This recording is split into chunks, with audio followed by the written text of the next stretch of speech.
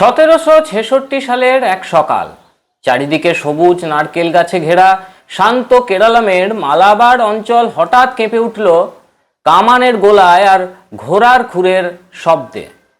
শতাব্দীর পর শতাব্দী ধরে যে কেরালাম ছিল সনাতন ধর্মের পীঠস্থান, যেখানে সুলতানি বা মুঘল সাম্রাজ্যের আগ্রাসন কখনো থিতু হতে পারেনি, সেখানেই নেমে এলো এক বিপর্যয়। বামপন্থী ঐতিহাসিকরা আমাদের শিখিয়েছে হায়দার আলী মানে টিপু সুলতানের বাবা ছিলেন ব্রিটিশদের বিরুদ্ধে লড়াই করা এক মহান স্বাধীনতা সংগ্রামী। কিন্তু ইতিহাসের পাতা উল্টো পিঠে উল্টালে যে রক্তক্ষয়ী সত্য সামনে আসে তা শিউরে ওঠার মতো। আজ আমরা উন্মোচন করব হায়দার আলীর সেই অন্ধকার ইতিহাস, যেখানে স্বাধীনতার লড়াইয়ের আড়ালে লুকিয়ে আছে হাজার হাজার হিন্দু হত্যা, গণধর্মান্তকরণ এবং প্রাচীন মন্দির ধ্বংসের এক নির্মম খতিয়ান। নমস্কার, আমি শুভ্র চট্টোপাধ্যায় আর আপনারা দেখছেন মাধ্যম। ভিডিও শুরুর আগে আপনাদের কাছে অনুরোধ, চ্যানেলটি লাইক ও সাবস্ক্রাইব করে নিন।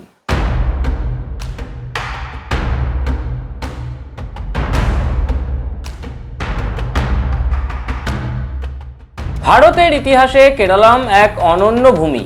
আলাউদ্দিন খিলজির সেনাপতি মালিক কাফুরের আক্রমণ থেকে শুরু করে মাদুরাই সালতানাতের তাণ্ডব, যখনই তামিলনাড়ু বা পার্শ্ববর্তী অঞ্চলে সনাতন সংস্কৃতি আক্রান্ত হয়েছে, কেরালাম তখনও বুক দিয়ে আগলে রেখেছে হিন্দু ঐতিহ্যকে।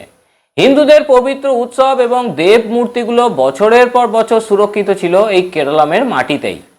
কিন্তু 15 শতকের পর কেরালাম যখন তিনটি প্রধান রাজ্যে বিভক্ত হয়ে পড়ে, তখনই শুরু হয় আভ্যন্তরীণ দুর্বলতা।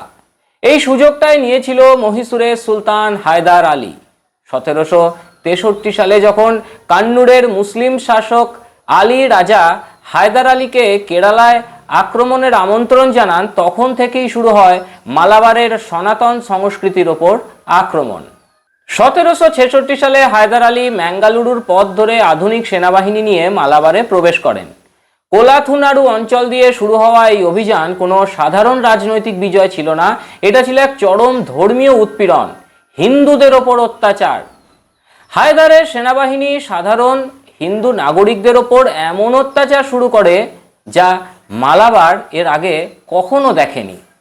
যারা সেদিন ইসলাম ধর্ম গ্রহণ করতে অস্বীকার করেছিলেন তাদের নির্মমভাবে হত্যা করা হয়। রেহাই পায়নি নারী বা শিশুরাও। যুদ্ধ ছাড়াও নানা প্রতারণাতেও কম ছিল না এই দস্যু হায়দার। হিন্দুদের ওপর নির্মম প্রতারণার ঘটনাটি ঘটেছিল কদাতনার অঞ্চলে।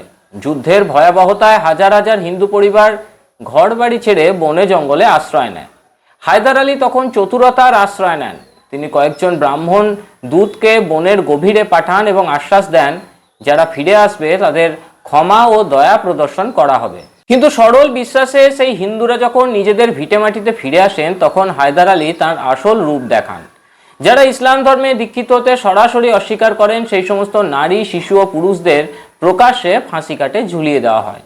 মালাবারের সবচেয়ে গৌরবময় অধ্যায় ছিল কোঝিকোড়ের সামুথিরি রাজবংশ। পর্তুগিজ এবং ওলন্দাজদের নাকানি চুবানি খাওয়ানো এই বীর রাজপরিবারও হায়দার আলীর কামানের সামনে এক চরম ট্র্যাজেডির মুখোমুখি হয়। জানা যায় 1766 সালের এপ্রিল মাসে হায়দার আলী যখন কোঝিকোড়ের দিকে অগ্রসর হন, তখন সামুথিরি বুঝতে পেরেছিলেন যে সম্মুখ সমরে জয় অসম্ভব। তিনি তার রাজ পরিবারের সদস্যদের নিরাপদ আশ্রয়ে পাঠিয়ে দিয়ে নিজে প্রাসাদেই থেকে যান। হায়দার আলী তাকে গৃহবন্দী করেন এবং 12 লক্ষ টাকার এক বিশাল কর দাবি করেন। শুধুমাত্র তাই নয়, সামুথিরির অর্থমন্ত্রীকে বন্দি করে নির্মম নির্যাতন চালানো হয় রাজকোষের গোপন ধন সম্পদের হদিশ পেতে। সবচেয়ে বড় আঘাতটি আসে তখন যখন সামুথিরিকে নিজের ধর্ম ত্যাগ করে ইসলাম গ্রহণের জন্য চাপ দেওয়া হতে থাকে। এমনকি তার নিত্যদিনের যে ধর্মীয় আহ্নিক এবং পূজা অর্চনা, সেটাকেও পর্যন্ত বন্ধ করে দেওয়া হয়। নিজের এবং প্রজাদের ওপর এই অবমাননা এবং অত্যাচার সহ্য করতে না পেরে এই মহান হিন্দু রাজা এক চরম সিদ্ধান্ত নেন। তিনি নিজের প্রাসাদের বারুদ ভাণ্ডারে নিজেই আগুন লাগিয়ে দেন এবং আত্মাহুতি দেন। একজন স্বাধীনচেতা হিন্দু রাজার এই আত্মবলিদান মালাবারের ইতিহাসে এক কালো দাগ হয়ে রয়েছে। দিনটা ছিল 27 এপ্রিল 1766। সামুথিরির মৃত্যুর পর হায়দার আলী কান্নুরের মুসলিম শাসক আলী রাজাকে মালাবারের সামরিক গভর্নর নিযুক্ত করে কোয়েম্বাটুরে ফিরে যান। কিন্তু কেরালার বীর নায়ার সমাজ এই দাসত্ব কখনো মেনে নেয়নি। বর্ষাকাল আসতেই বনের ভেতর থেকে বেরিয়ে এসে তারা মহীশূরের দুর্গগুলোকে পুনর্দখল করতে শুরু করে। এই খবরের পর 1766 সালে জুন মাসে হায়দার আলী নিজে বিশাল সেনাবাহিনী নিয়ে মালাবারে ফিরে আসেন। পুত্তাওয়াঙ্গাদির যুদ্ধে নায়ার ও সাধারণ হিন্দুরা বীরত্বের সাথে লড়লেও মহীশূরের আধুনিক আগ্নেয়াস্ত্রের সামনে তারা পরাজিত হয়। এরপর যে প্রতিশোধ নেওয়া হয়েছিল তা মানব ইতিহাসের অন্যতম নিষ্ঠুর ঘটনা ছিল। এরপর গ্রামের পর গ্রাম জ্বালিয়ে দেওয়া হয় এবং আত্মসমর্পণকারী হিন্দুদের নির্বিচারে হত্যা করা হয়। প্রায় 15,000 নায়ারকে বন্দি করে মহীশূরের দিকে হাঁটিয়ে নিয়ে যাওয়া হয়। পথের মধ্যে মহীশূরের সেনাদের অমানবিক অত্যাচার এবং অতর্কিত আক্রমণে তাদের প্রায় সবাই মারা যান। 15,000 মানুষের মধ্যে মাত্র 200 জন জীবিত ছিলেন। হায়দার আলী এবং পরবর্তীতে তার পুত্র টিপু সুলতানের মালাবার অভিযানের অন্যতম প্রধান লক্ষ্য ছিল এই অঞ্চলে সমৃদ্ধ হিন্দু মন্দিরগুলো। এ প্রসঙ্গে আপনাদের জানিয়ে রাখি, হায়দার আলীর পুত্র টিপু সুলতানকে নিয়ে আমরা ভিডিও করেছি, এর লিঙ্ক ডেসক্রিপশন বক্সে দেওয়া আছে। সেই টিপু সুলতানের অত্যাচারের কাহিনী জানবার জন্য ভিডিওটি সকলকে দেখার জন্য আমরা অনুরোধ করছি। দক্ষিণ ভারতের মন্দিরগুলো কেবল আধ্যাত্মিক কেন্দ্রই ছিল না, সেগুলো ছিল ধনসম্পদে ভরপুর। হায়দার আলীর বাহিনী অসংখ্য মন্দির লুণ্ঠন করে এবং ভেঙে দেয়। এর সবচেয়ে বড় উদাহরণ আজকেও কেরলমের বুকে দাঁড়িয়ে আছে, যার নাম সুলতান ব্যাটারি। এটা আসলে ছিল একটা প্রাচীন ও সুন্দর জৈন মন্দির। কেরালার ওয়েনার জেলায় অবস্থিত এই জৈন মন্দিরটি দখল করে গোলা বারুদের গুদাম বা ব্যাটারি হিসাবে ব্যবহার করার ঘটনাটি ঘটেছিল 1780-র দশকে। ঐতিহাসিক তথ্য অনুযায়ী হায়দার আলী তার মালাবার অভিযানের সময় এই অঞ্চলে সামরিক ঘাঁটি তৈরি করলেও এই নির্দিষ্ট জৈন মন্দিরটিকে সামরিক অস্ত্রাগার বা আর্টিলারি ব্যাটারি হিসাবে ব্যবহার করার কাজটি মূলত তার পুত্র টিপু সুলতান করেছিলেন 1780 থেকে 1790 সালের মধ্যবর্তী সময়, বিশেষ করে তার 1788 সালের মালাবার অভিযানের সময়। মালাবারকে সম্পূর্ণ ধ্বংস করার পর হায়দার আলীর নজর পড়ে কেরালার শেষ স্বাধীন হিন্দু রাজ্য ট্রাভাঙ্কোরের ওপর। ট্রাভাঙ্কোর বলতে মূলত কেরলমের বেশ কিছু জেলাকে বোঝায়, যেমন তিরুবনন্তপুরম যা ট্রাভাঙ্কোরের রাজধানী ছিল, কোল্লাম বর্তমান দিনের পত্তনমতিট্টা, আলাপ্পুঝা এবং কোট্টায়াম।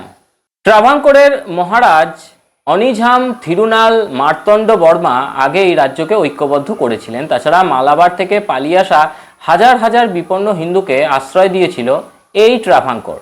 1774 সালে হায়দার আলী পুনরায় মালাবার আক্রমণ করেন এবং কোচি ও ট্রাভাঙ্কোরের কাছে বিপুল পরিমাণ অর্থ এবং হাতি কর হিসেবে দাবি করেন। কোচির রাজা আত্মসমর্পণ করলেও ট্রাভাঙ্কোরের সাহসী রাজ পরিবার স্পষ্ট জানিয়ে দেয় তারা 1 পয়সাও কর দেবে না। হায়দার আলী তখন ট্রাভাঙ্কোরের বিখ্যাত প্রতিরক্ষা দেওয়াল নেদুমকোট্টা আক্রমণ করেন। কিন্তু ট্রাভাঙ্কোরের নায়ার বাহিনী এবং ডাচদের যৌথ প্রতিরোধের সামনে হায়দারের বাহিনী তীব্র ক্ষয়ক্ষতির সম্মুখীন হয়। কোঝিকোড এবং পাল্লাকারের একের পর এক ধাক্কাকে শেষ পর্যন্ত হায়দার আলী মহীশূরে পিছু হটতে বাধ্য হন।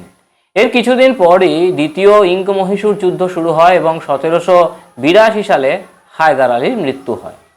বামপন্থীদের ইতিহাসের পাতায় হায়দার আলীকে যতই মহিমান্বিত করা হোক না কেন, সমসাময়িক প্রত্যক্ষদর্শীদের নথি সম্পূর্ণ এক নির্মম বাস্তবকে তুলে ধরে।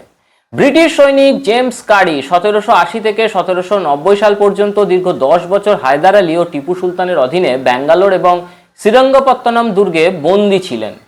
পরবর্তীতে তিনি চিত্রদুর্গ থেকে টিপুর সেনাবাহিনীর নজর এড়িয়ে সফলভাবে পালিয়ে যেতে সক্ষম হন।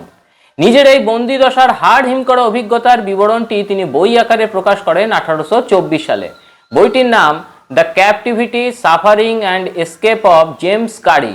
বইটি আমাজনে এখনও উপলব্ধ রয়েছে। হায়দার আলী এবং টিপুর রাজত্বে কিভাবে অত্যাচার করা হতো তার বিশদ বিবরণ রয়েছে এই বইটিতে। আপনারা পারলে বইটি পড়ে নেবেন। বন্দীরা কোনো রকম অবাধ্য হলে তাদের হাত পেছনের দিকে শক্ত করে বেঁধে পায়ের গোড়ালিতে দড়ি পরিয়ে তা সরাসরি একটি হাতির পায়ের সাথে জুড়ে দেওয়া হতো। এরপর হাতিটি যখন হাঁটা শুরু করত, বন্দী উপুড় হয়ে পাথুরে রুক্ষ মাটির ওপর হিঁচড়ে যেতেন।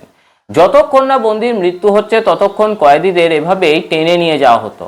মৃত্যুর পর ওই হতভাগ্যদের চেনার মতো কোনো মুখাবয়ব আর অবশিষ্ট থাকতো না। জেমসের বিবরণ অনুযায়ী সে সময় মহীশূরের প্রকাশ্য হাট বা বাজারে স্থানীয় মানুষদের ভীতি প্রদর্শনের জন্য প্রায় 200-300 কাটা নাক এবং কানের স্তূপ প্রদর্শনীর জন্য রেখে দেওয়া হতো। প্রজাদের কাছ থেকে জোরপূর্বক কর বা গোপন ধন সম্পদের হদিশ আদায়ের জন্য রাজকোষের পে মাস্টার জেনারেল এক ভয়ঙ্কর পদ্ধতি ব্যবহার করতেন। প্রথমে বন্দীকে ঘন্টার পর ঘন্টা কাঠের খুঁটিতে বেঁধে রাখা হতো, তাতে কাজ না হলে চলতো চাবুকের মার। এরপরেও অর্থ না দিলে চাবুক মারার পাশাপাশি কর্কের মধ্যে গেঁথে রাখা অজস্র ধারালো সূঁচ অনবরত বন্দির সারা শরীরে খোঁচানো হতো। এই প্রক্রিয়া দিনের পর দিন চলত। জেমস উল্লেখ করেছেন, হায়দার আলী বন্দীদের অন্ধকার এবং স্যাঁতসেঁতে গর্তের মতো কারাগারে রাখতেন। ব্রিটিশরা তার নাম দিয়েছিল দ্য বুল, কারণ ভবনটির গায়ে মানুষের চেয়েও বড় আকারের একটা ষাঁড়ের মূর্তি খোদাই করা ছিল। এটা আসলে ছিল একটা প্রাচীন হিন্দু মন্দির, যেটাকে জোরপূর্বক দখল করে বন্দিশালায় পরিণত করা হয়েছিল। এমনটাই ছিল হায়দার ও টিপুর সুলতানি আমলের অত্যাচার। আজকের তথাকথিত প্রগতিশীল বা বামপন্থী ঐতিহাসিকরা রাজনৈতিক স্বার্থে হায়দার আলীকে যতই ব্রিটিশ বিরোধী বীর হিসেবে সাজিয়ে গুছিয়ে পেশ করুক না কেন, কেরলম ও মালাবারের সাধারণ হিন্দুদের কাছে তিনি কোনো বীর ছিলেন না। তিনি ছিলেন একজন ইসলামিক আক্রমণকারী। তার এই হিংস্র আগ্রাসন কেরলামের ধার্মিক জনবিন্যাসকে চিরতরে বদলে দিয়েছিল, ধ্বংস করেছিল হাজার বছরের পুরনো আধ্যাত্মিক ঐতিহ্যকে। ইতিহাসের এই চাপা পড়ে যাওয়া সত্যকে কি আমাদের ভবিষ্যৎ প্রজন্মের জানা উচিত নয়? আপনাদের কি মনে হয়? হায়দার আলীর এই কর্মকাণ্ডকে কি আপনারা স্বাধীনতা যুদ্ধ বলবেন নাকি ধর্মীয় নৃশংসতা বলবেন? আপনাদের মূল্যবান মতামত নিচে কমেন্ট বক্সে অবশ্যই লিখে জানান। ভিডিওটি ইনফরমেটিভ মনে হলে আপনার বন্ধুদের সাথে এবং সনাতনীদের সাথে প্রচুর করে শেয়ার করুন।